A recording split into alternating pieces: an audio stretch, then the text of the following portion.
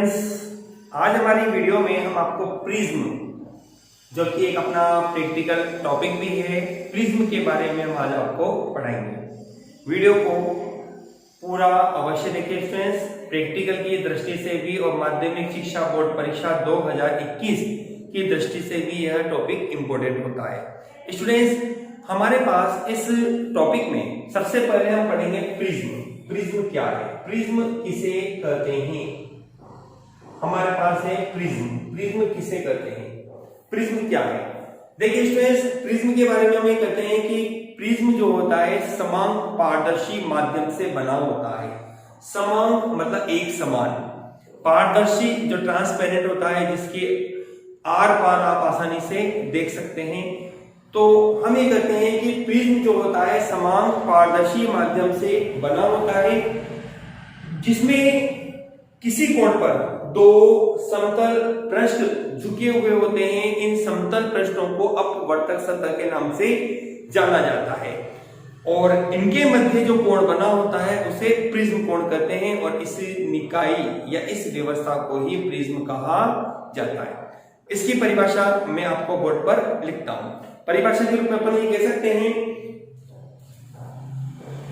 किसी कोण पर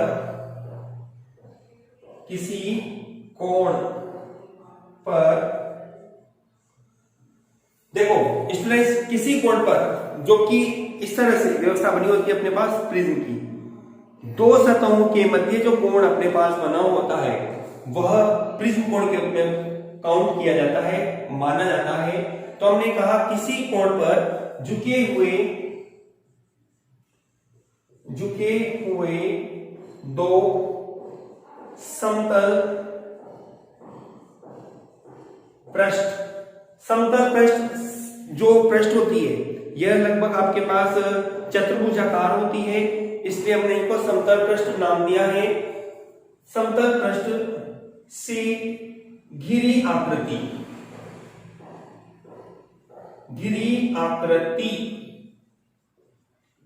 प्रिज्म कहलाती है। प्रिज्म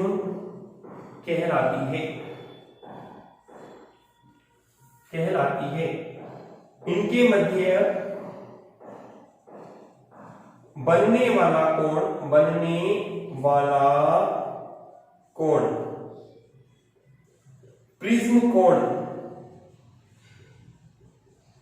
जिसको कैपिटल ए से लिखा जाता है। प्रिज्म कोण कैपिटल ए प्रिज्म कोण कहलाता है।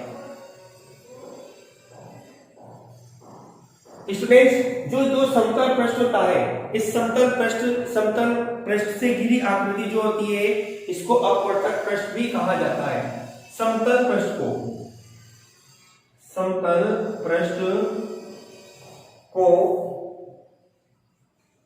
अपवर्तक पृष्ठ भी कहते हैं। अपवर्तक पृष्ठ भी कहते हैं। ठीक है स्टूडेंट्स, परिभाषा ध्यान से पढ़िए एक बार। किसी कोण पर झुके हुए दो समतल पृष्ठों से घिरी आकृति प्रिज्म कहलाती है। इन के मध्य बनने वाले कोण को प्रिज्म कोण कैपिटल ए कहते हैं। समतल पृष्ठ को अपवर्तक पृष्ठ भी कहते हैं। ठीक है स्टूडेंट्स, एक बोर्ड पे मैं चित्र बना रहा हूं प्रिज्म का, आपको ध्यान देना आप इस तरह से। यह त्रिभुजाकार सतह ऊपर वाला पृष्ठ होता है और आपके पास यह इस तरह से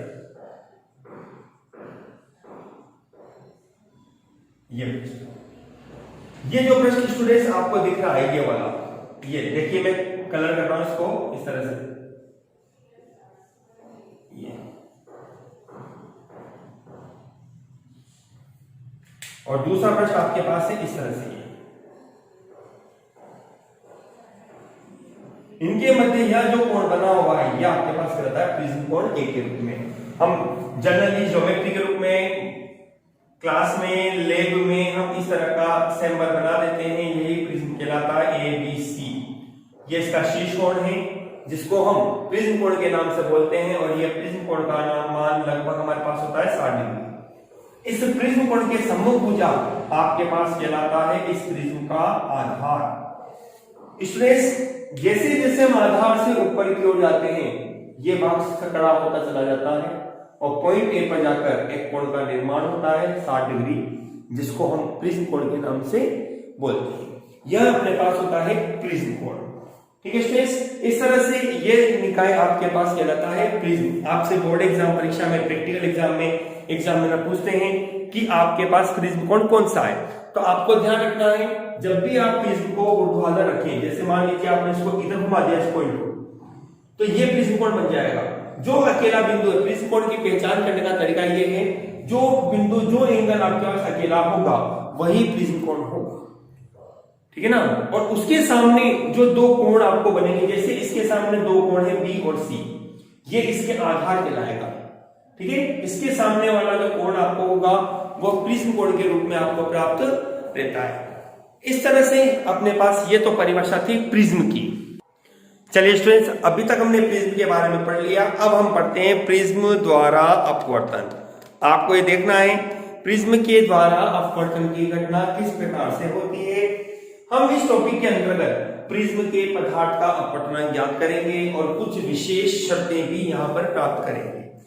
ठीक है स्टूडेंट्स, चलिए हमने ये कहा एक प्रिज्म अपने पास है,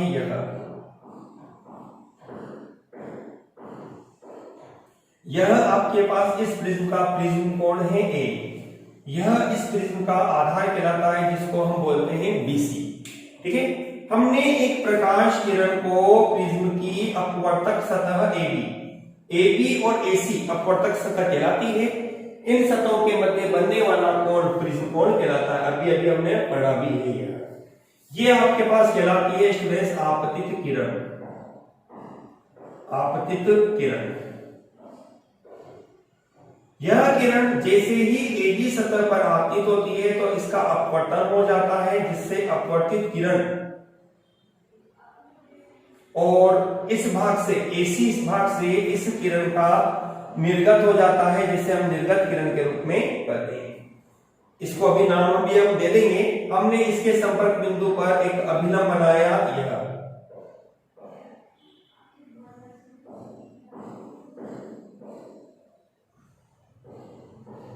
इसी प्रकार से इसके संपर्क बिंदु पर हमने एक अभिलंब बनाया। ये दोनों जहां प्रतिच्छेद होते हैं हमने इसको नाम दे दिया O पॉइंट। ये आपके पास आपतित किरण का अभिलंब के साथ बनाया गया कोण आपतन कोण I कहलाता है। इसको हमने अपवर्तन कोण R1 और इसको हमने R2 नाम दे दिया। ये आपका निर्गत किरण है।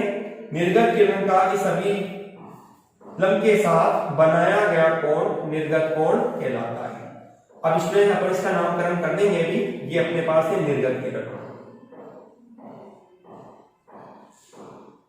और ये आपके पास होती है अपवर्तित किरण। ठीक है स्टूडेंट्स, चलिए इसकी डेरिवेशन को अपन सॉल्व करते हैं। डेरिवेशन में अपन ने कहा सबसे पहले चतुर्भुज। चतुर्भुज आपके पास है ए, इसको नाम दिया P, Q, R और S। ठीक है, चतुर्भुज अपने पास है A, Q, O, R। A, Q, O, R में हम जानते हैं सम्मुख कोणों का योग 180 डिग्री होता है, तो angle A plus angle QOR बराबर होगा 180 डिग्री। समीकरण नंबर 1। ठीक है, अब अपन लेते हैं त्रिभुज QOR। त्रिभुज QOR में हम जानते हैं त्रिभुज के तीनों कोणों का योग 180 डिग्री होता है, तो इस आधार पर angle R1 plus angle R2 plus angle QOR बराबर होगा 180 डिग्री। समीकरण नंबर 2। समीकरण 1 व 2 से हम दोनों को बराबर कर सकते हैं, क्योंकि दोनों वैल्यू आपके पास 180 डिग्री को प्रदर्शित करती है। इस प्रकार से हमारे पास बनेगा angle A plus angle QOR बराबर होगा angle R1 plus angle R2 plus angle QOR। ठीक है, ये दोनों वैल्यू कैंसिल आती है, आपको बनेगा A बराबर होगा R1 प्लस R2। समीकरण नंबर 3। कोई प्रॉब्लम नहीं है, हमने कोण नहीं लगाया। आप ये नहीं समझिए कि सर कोण नहीं लगाया आपने, बात एक ही है, कोण दोनों साइड है हमने ये मान लिया कि angle A equal to R1 plus R2 के बराबर होगा। ठीक है, चलिए हमने कंडीशन ली स्टूडेंट्स, यहाँ पे हमने ये कहा यदि अपने पास R1 बराबर R2 बराबर R हो तो आपको बनेगा A बराबर टू R, तो R बराबर हो जाएगा A बटे 2। हमें ये समीकरण काम की है, हमने इसको नंबर 4 दे दिया।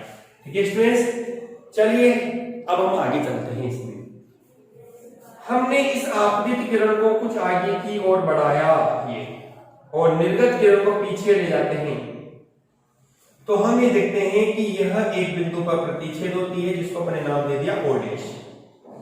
ये तो है आपतित किरण, ये है निर्गत किरण।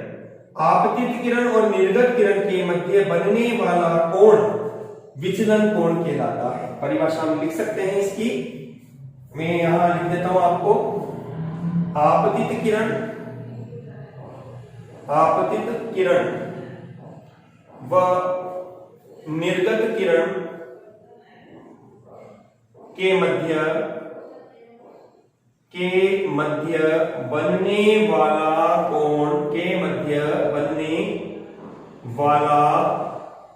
कोण विचलन कोण डेल्टा कहलाता है। विचलन कोण डेल्टा कहलाता है। ठीक है स्टूडेंट्स, चलिए अब थोड़ा प्रैक्टिकली और लेकर आते हैं अपने को। इस एंगल की मुझे वैल्यू चाहिए, ये एंगल कितने का होगा, इसी प्रकार से ये एंगल कितने का होगा। तो हम जानते हैं, सीधी सी गणित कहती है कि यह एंगल इसके शीर्षाभिमुख है, तो कुल एंगल, पूरा एंगल आपके पास बनता है I का, लेकिन आपने इसमें से R1 एंगल को निकाल दिया, तो ये एंगल जो आपके पास है इसको अपन लिखेंगे I माइनस R1। उसी प्रकार से ये एंगल जो बनेगा आपके पास, ये एंगल आपके पास होगा E माइनस R। ठीक है ना। तो हम जानते हैं कि किसी त्रिभुज का जो बहिष कोण होता है, देखो मैं थोड़ा डायग्राम बना रहा हूं यहाँ पे छोटा सा आपको, यह इस तरह से ये एंगल आपका बना हुआ है डेल्टा, ये एंगल आपके पास हो गया I माइनस R1, ये एंगल आपके पास हो गया E माइनस R2। तो ये जो बहिष कोण है आपके पास डेल्टा, ये आंतरिक सम्मुख कोणों के योग के बराबर होता है। तो हमने कहा चित्र से अपने पास डेल्टा बराबर बनेगा I minus R1 plus E minus R2, या इसको लिखा जा सकता है I plus E minus R1 plus R2। ठीक है, समीकरण हमने लागू करी R1 प्लस R2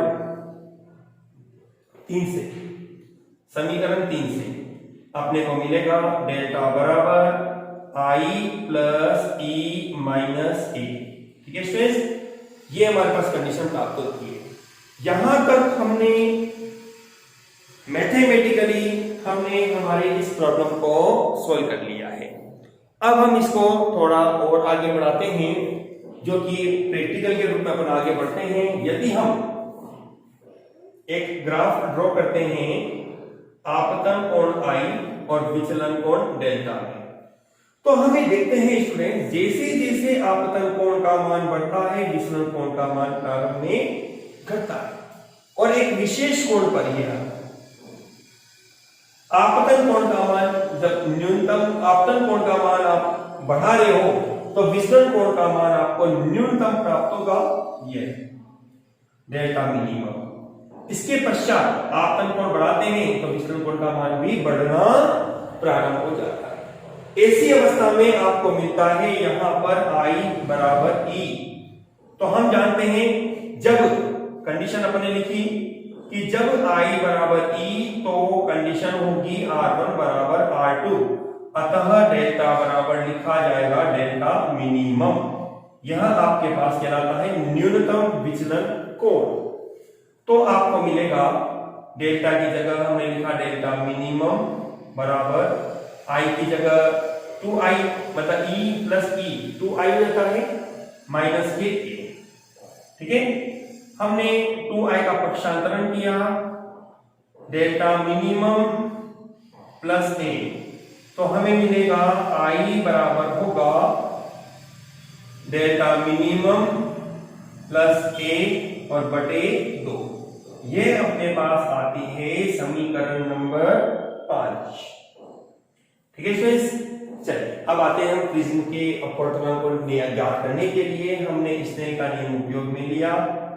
स्नेल के नियम से अपने पास क्या बनेगा,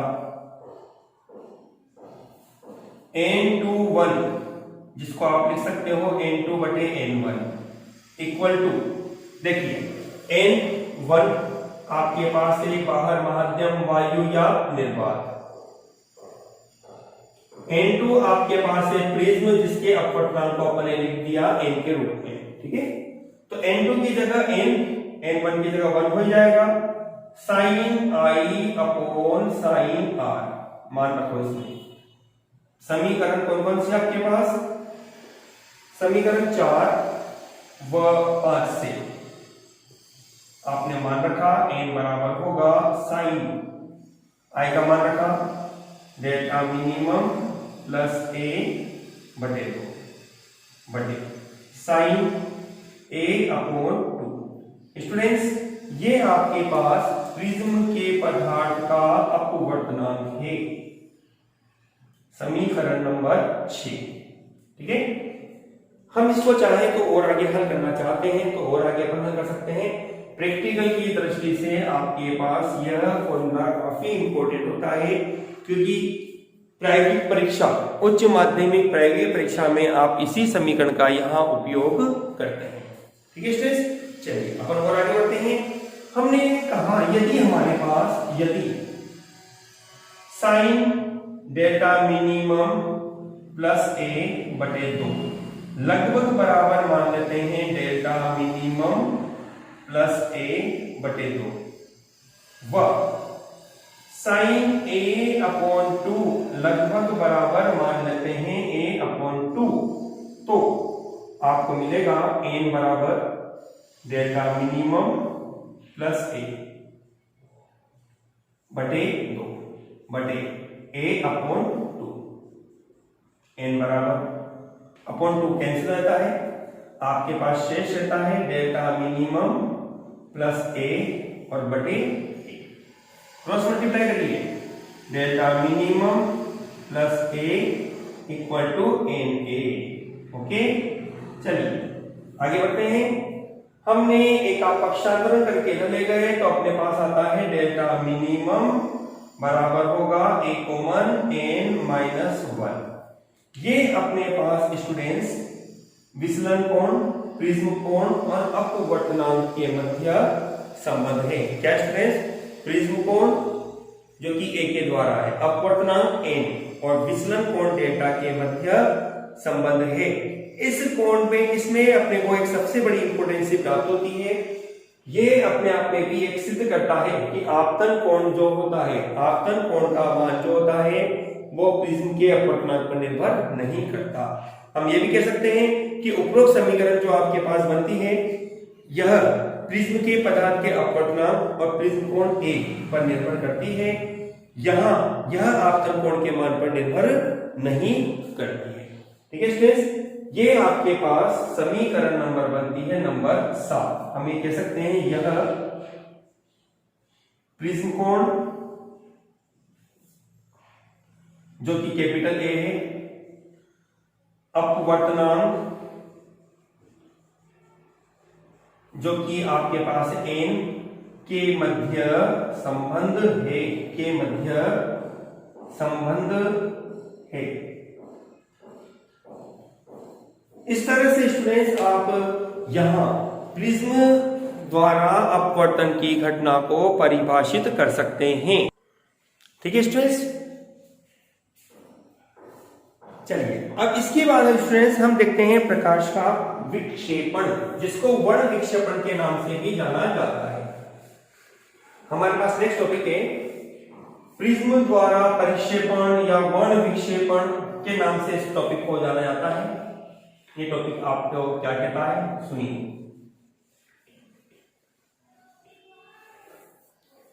अपना टॉपिक है स्टूडेंट्स प्रिज्म, प्रकाश का वर्ण विक्षेपण या परिक्षेपण। प्रकाश का विक्षेपण, इसको स्टूडेंट्स वर्ण विक्षेपण के नाम से भी आप याद रखिए, वर्ण विक्षेपण। ठीक है स्टूडेंट्स, चलिए वर्ण विक्षेपण क्या है? वर्ण मतलब रंग, विक्षेपण मतलब प्रकट करना। देखिए स्टूडेंट्स, अभी तक हम ये कहते आ रहे हैं कि प्रिज्म की अपवर्तक सतह पर जब प्रकाश आपतित किया जाता है, हमने प्रकाश की किसी प्रकार की कोई विशेषता नहीं बताई कि प्रकाश एक वर्णीय है या किस रंग के प्रकाश को आपने आपतित किया। स्टूडेंट्स, यहां यदि हम ये कहते हैं कि प्रिज्म की अपवर्तक सतह पर जब श्वेत प्रकाश को आपतित किया जाता है, तो श्वेत प्रकाश का विभिन्न रंगों में विघटित हो जाने की घटना को वर्ण विक्षेपण या प्रिज्म द्वारा परिक्षेपण या प्रकाश का विक्षेपण कहते हैं। देखिए स्टूडेंट्स, प्रकाश का अपने अवयवी रंगों में विभक्त हो जाने की घटना को विक्षेपण कहते हैं। हम शॉर्ट में इस परिभाषा को बोल सकते हैं कि प्रकाश का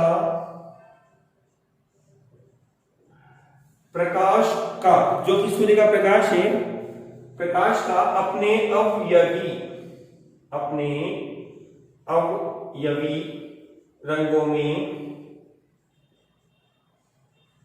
विभक्त हो जाने की घटना को विक्षेपण कहते हैं, विक्षेपण कहते हैं।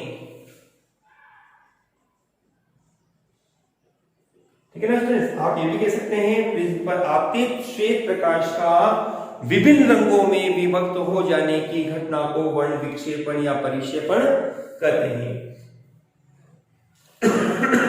प्रकाश का जो अपवर्तनांक होता है स्टूडेंट्स, वो आपतित प्रकाश के तरंग दैर्ध्य पर निर्भर करता है। भिन्न भिन्न तरंग दैर्ध्य के लिए अपवर्तनांक का मान भी भिन्न भिन्न होता है। एक अपन बोर्ड पे कैलकुलेशन देखते हैं इस चीज के लिए। हमारे पास एक प्रिज्म है, यह प्रिज्म, जैसा कि अभी हमने आपको कहा, यह प्रिज्म का शीर्ष कोण, जिसको प्रिज्म कोण के नाम से हम जानते हैं, ये हमारे पास प्रिज्म का आधार है BC। हमने एक श्वेत प्रकाश किरण को इस प्रिज्म की अपवर्तक सतह पर आपतित किया। ये आपके पास है श्वेत प्रकाश। ठीक है स्टूडेंट्स, श्वेत प्रकाश जैसे ही इस अपवर्तक सतह पर आपतित होता है तो यह विभिन्न रंगों में विघटित हो जाता है। हमने कुछ रंगों का चुनाव यहां कर लिया है। ठीक है, मैंने कहा आपको कि यह पहला रंग है, यह दूसरा और यह तीसरे के रूप में। मतलब आपके पास यह प्रथम रंग के रूप में रेड कलर आपको बन रहा है, मध्य रंग के रूप में येलो कलर आपके पास है, अंतिम रंग के रूप में वोयलेट कलर है। पर्दे पर इन रंगों का जो क्रम होता है स्टूडेंट्स, वो होता है VI B G Y O R, जिसको हम विद्युत कहते हैं। यह स्टूडेंट्स आपके पास तरंग दैर्ध्य का बढ़ता क्रम है, तरंग दैर्ध्य का बढ़ता क्रम। मतलब जैसे जैसे आप ऊपर जा रहे हो क्रम, तो तरंग दैर्ध्य आपके पास बढ़ रहा है। लाल रंग का तरंग दैर्ध्य सबसे अधिक होता है और बैंगनी रंग का तरंग दैर्ध्य सबसे कम होता है। अभी इसलिए हमने थोड़ी देर पहले पढ़ा विचलन कोण, जिसके आधार पर हमने कहा आपतित किरण और निर्गत किरण के मध्य बनने वाला कोण विचलन कोण डेल्टा कहलाता है। यदि मैं इस आपतित किरण को आगे बढ़ाता हूं और विभिन्न रंगों की किरणों को पीछे की ओर ले जाता हूं, तो हम बोर्ड पे देखते हैं कि लाल रंग का विचलन कोण, येलो कलर का विचलन कोण और बैंगनी रंग का विचलन कोण, ये तो आपके पास है डेल्टा R, ये है डेल्टा Y और ये है डेल्टा V। हम यहां देखते हैं students, delta V violet colour का विचलन कोण सबसे अधिक है। येलो कलर का विचलन कोण लाल रंग की तुलना में सबसे कम होता है। लाल रंग का विचलन कोण सबसे कम प्राप्त होता है।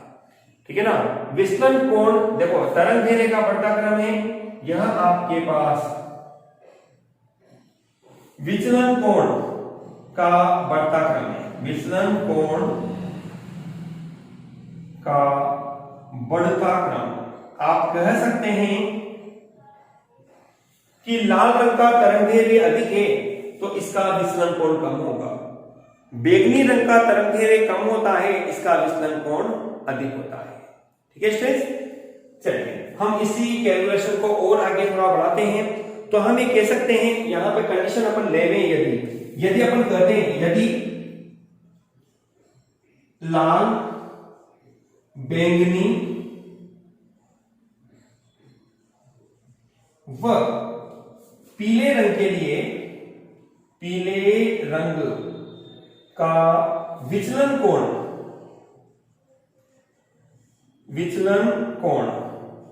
क्रमशः आपके पास बनता है, क्रमशः डेल्टा आर, डेल्टा वी व डेल्टा वाई हो। तो स्टूडेंट्स अपने पास एक फॉर्मूला आया था अभी थोड़ी देर पहले, हम लिख सकते हैं डेल्टा आर बराबर होगा A N R minus 1, delta V A N V minus 1, delta Y तो ए एन वाई माइनस 1।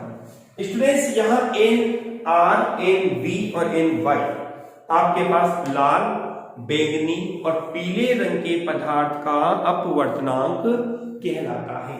ठीक है ना स्टूडेंट्स, हमारे पास एक परिभाषा बनती है कोणीय विक्षेपण। मैं इधर से मिटा देता हूं इसको थोड़ा सा, आपको बाद में अपन इसको और दोबारा डिस्कस करेंगे। अभी हमारे पास है कोणीय विक्षेपण। कोणीय विक्षेपण क्या है, हम इस चीज को जानना चाहते हैं कि कोणीय विक्षेपण किसे कहते हैं। अपने पास है सबसे पहला वर्ड कोणीय विक्षेपण, हम इसको पढ़ेंगे अभी। कोणीय विक्षेपण इसको हम लिखते हैं थीटा से। थीटा बराबर स्टूडेंट्स अपने पास बनता है कोण थीटा, आपके पास बनेगा delta V minus delta are. आप कह सकते हो बैंगनी तथा लाल रंग के विचलन कोण का अंतर, बैंगनी तथा लाल रंग के विचलन कोण का अंतर कोणीय विक्षेपण कहलाता है। दोबारा फिर सुनिए, बैंगनी तथा लाल रंग के विचलन कोण का अंतर कोणीय विक्षेपण कहलाता है। एक शब्द स्टूडेंट्स अपने पास और आता है, वर्ण विक्षेपण क्षमता। वर्ण विक्षेपण क्षमता कौन सा, वर्ण विक्षेपण क्षमता, जिसको हम ओमेगा डब्ल्यू से लिखते हैं, डब्ल्यू से। डब्ल्यू बराबर आपके पास बनेगा थीटा बटे डेल्टा वाई। परिभाषा बनेगी आपके पास कोणीय विक्षेपण और मध्यवर्ती रंग पीला के विचलन कोण का अनुपात वर्ण विक्षेपण क्षमता कहलाती है। हम इसको परिभाषा के रूप में इस तरह से भी लिख सकते हैं, ओमेगा बराबर होगा delta V minus delta R बटे डेल्टा वाई। ठीक है स्टूडेंट्स, ये अपने पास भी समीकरण नंबर 1, यह अपने पास है समीकरण नंबर 2। ये भी एक फॉर्मूला बनता है, न्यूमेरिकल में काम आएगा आपके। समीकरण 1 और 2 को आप शामिल करिए 1 व 2 से। अपने पास बनेगा ओमेगा बराबर, वेल रखो आप, डेल्टा वी का मान रखा आपने 1, एन वी माइनस 1 माइनस ए एन आर माइनस 1 बटे ए एन वाई माइनस 1। एक दोनों और एक ऊपर भी और नीचे भी, अंश में भी और हर में भी कैंसिल हो जाएगा। आपके पास बनेगा ओमेगा बराबर N V minus 1 minus N R plus 1 बटे N Y minus 1 plus 1 minus 1 cancel, आपको बनेगा ओमेगा बराबर, फॉर्मूला क्या रहेगा आपके पास, ओमेगा बराबर बनेगा N V minus N R बटे एन वाई माइनस 1। ये आपके पास वर्ण विक्षेपण क्षमता प्राप्त होती है प्रिज्म के लिए। समीकरण नंबर 3, क्या स्टूडेंट्स, समीकरण नंबर 3 आपको प्राप्त होती है वर्ण विक्षेपण क्षमता के रूप में। इस तरह से स्टूडेंट्स प्रिज्म के लिए हम दो बेहद इंपॉर्टेंट शब्द जो कि परिभाषा के रूप में आपसे पूछ सकता है, कोणीय विक्षेपण क्या है, कोणीय विक्षेपण किसे कहते हैं। तो आपका सीधा सा आंसर है वर्ण बैंगनी तथा लाल रंग के विचलन कोण का अंतर कोणीय विक्षेपण कहलाता है।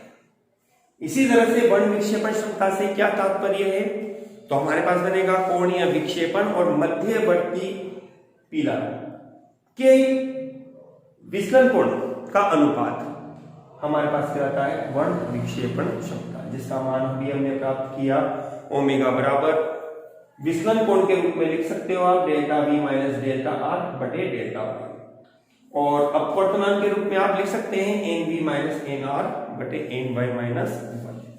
ठीक है स्टूडेंट्स, इस तरह से ये तो आपके पास दो टॉपिक थे। वापिस से अपन आते हैं प्रिज्म पर, क्योंकि यहाँ पर कुछ एक एक नंबर के सवाल काफी इंपोर्टेंट आपके पास बनते हैं, जिनका डिस्कशन दोबारा से रिपीटेशन जरूरी है। मैं अपने इस वीडियो में दोबारा से आपको इसी चीज को रिपीट कर रहा हूँ, ध्यान से समझिए, क्योंकि जो भी सवाल मैं आपको बोलने जा रहा हूं वो आपके माध्यमिक शिक्षा बोर्ड में आए हुए पुराने क्वेश्चन है आपके पास। ठीक है स्टूडेंट्स, सुनिएगा ध्यान से समझिए, और आप कंटिन्यू लाइक कमेंट करते रहिए। कमेंट करने से हमें भी पता लगता है कि आप वीडियो को कंटिन्यू देख भी रहे हैं। ठीक है स्टूडेंट्स, चलिए वापस अपन आते हैं। हमने ये कहा शुरुआत में, इसको मैं इरेज कर देता हूं।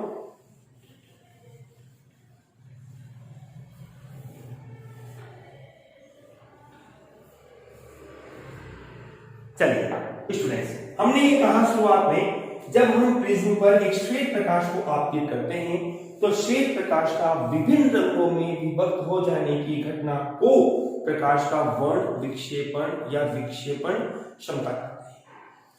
हमने एक श्वेत प्रकाश को प्रिज्म की अपवर्तक सतह AB पर आपतित किया। हमने कहा यह प्रकाश किरण विभिन्न रंगों में विघटित हो जाती है। ठीक है, हमने ऊपरी सीमा पर लाल रंग और निम्न सीमा पर नीचे की ओर बैंगनी रंग, शेष जितने भी रंग में प्राप्त हो रहे हैं वह लाल और बैंगनी के मध्य प्राप्त होते, जिसके मध्यवर्ती रंग को हमने पीले रंग के रूप में यहाँ दर्शाया।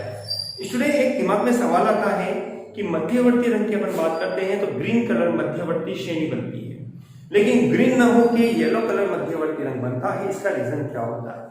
इसका रीजन इस तरह से निकाला जाता है स्टूडेंट कि यदि हम लाल और बैंगनी दोनों रंगों के तरंगदैर्घ्य का जब औसत निकालते हैं तो मध्यवर्ती जो तरंगदैर्घ्य हमें प्राप्त होता है वह ग्रीन मतलब कि हरे रंग के निकट न होकर पीले रंग के ज्यादा निकट होता है। इसलिए हम ये मान लेते हैं कि स्पेक्ट्रम श्रेणी का जो मध्यवर्ती रंग होता है वह पीला रंग होता है। ठीक है स्टूडेंट्स, आपका डाउट क्लियर हुआ होगा। कुछ स्टूडेंट जवाब दे रहे हैं, पूछ रहे हैं कि सर मध्यवर्ती रंग पीला कलर क्यों होता है। ठीक है, चलिए आगे आते हैं।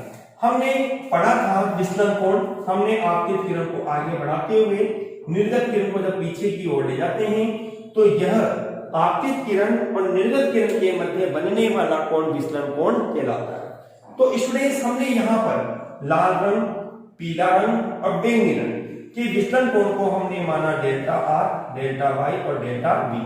हम चित्र में देखते हैं कि डेल्टा आर का मान सबसे कम है, जबकि बैंगनी के लिए विचलन कोण का मान सबसे अधिक प्राप्त होता है।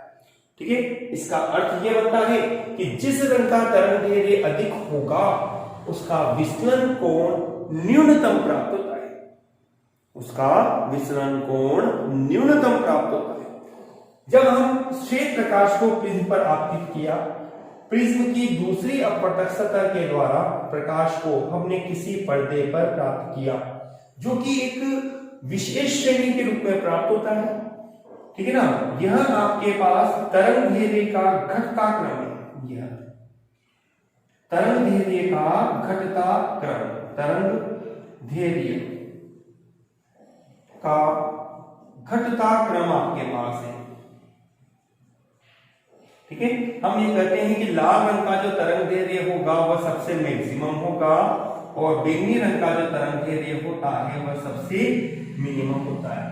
इन तरंगदैर्घ्य के समूह को जो आपने तरंगदैर्घ्य के एक विशिष्ट क्रम में रखा, या तो घटते हुए क्रम में या फिर बढ़ते हुए क्रम में, जिसको अपन आरोही और अवरोही के रूप में भी बोलते हैं, जिससे हमें एक श्रेणी प्राप्त होती है विशेष श्रेणी प्राप्त होती है और इस विशेष श्रेणी को ही हम स्पेक्ट्रम कहते हैं। इसकी परिभाषा आप इस तरह से बोल सकते हैं, जब प्रिज्म पर श्वेत प्रकाश को आपतित किया जाता है तो श्वेत प्रकाश का विभिन्न रंगों में विभक्त हो जाने की घटना को वर्ण विक्षेपण कहते हैं।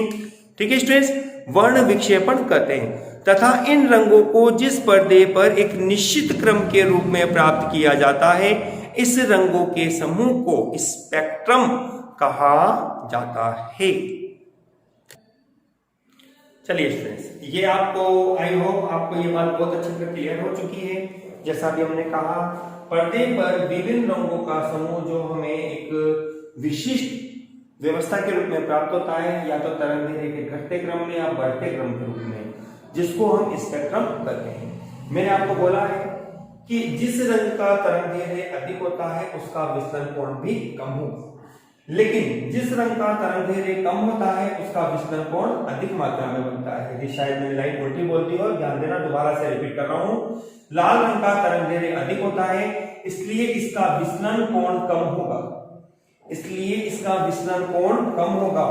लेकिन बैंगनी रंग का तरंग दैर्ध्य कम होने के कारण इसका विचलन अधिक मात्रा में होता है। विचलन का मतलब है आपतित किरण की दिशा में यह अधिक ज्यादा तेजी से मुड़ती है। माध्यमिक शिक्षा बोर्ड परीक्षा में पूछा गया सवाल है आपके पास, लाल और बैंगनी रंग का तरंग दैर्ध्य, किसका तरंग दैर्ध्य अधिक होता है? आपका जवाब बनता है लाल रंग का तरंग दैर्ध्य अधिक होता है। हमने कहा विचलन कोण किसका अधिक होता है? आपका जवाब बन जाता है कि सर विचलन कोण जो है वो बैंगनी रंग का अधिक होगा, क्योंकि हम जानते हैं यहां घटना के रूप में कि जिस रंग का तरंग दैर्ध्य कम होगा उसका विचलन कोण अधिक मात्रा में देखा जाता है।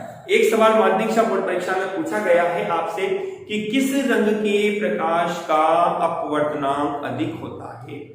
तो स्टूडेंट्स, अपवर्तनांक की बात करते हैं तो अपवर्तनांक प्रकाश के तरंग दैर्ध्य के व्युत्क्रमानुपाती होता है। जिस रंग का तरंग दैर्ध्य अधिक होगा उसका अपवर्तनांक कम होता है। तो इस आधार पर बैंगनी रंग के प्रकाश का अपवर्तनांक भी क्या होता है? अधिक होता है। ध्यान रखिएगा स्टूडेंट्स, तीन बातें ध्यान रखिए। लाल रंग का तरंग दैर्ध्य अधिक होता है, विचलन कोण कम होता है, अपवर्तनांक भी कम होता है, लेकिन प्रकीर्णन अधिक मात्रा में होता है। ठीक है ना? प्रकीर्णन, सॉरी मैंने उल्टा बोल दिया, प्रकीर्णन की जो मात्रा होती है वह आपतित प्रकाश के तरंग दैर्ध्य के व्युत्क्रमानुपाती के रूप में होती है।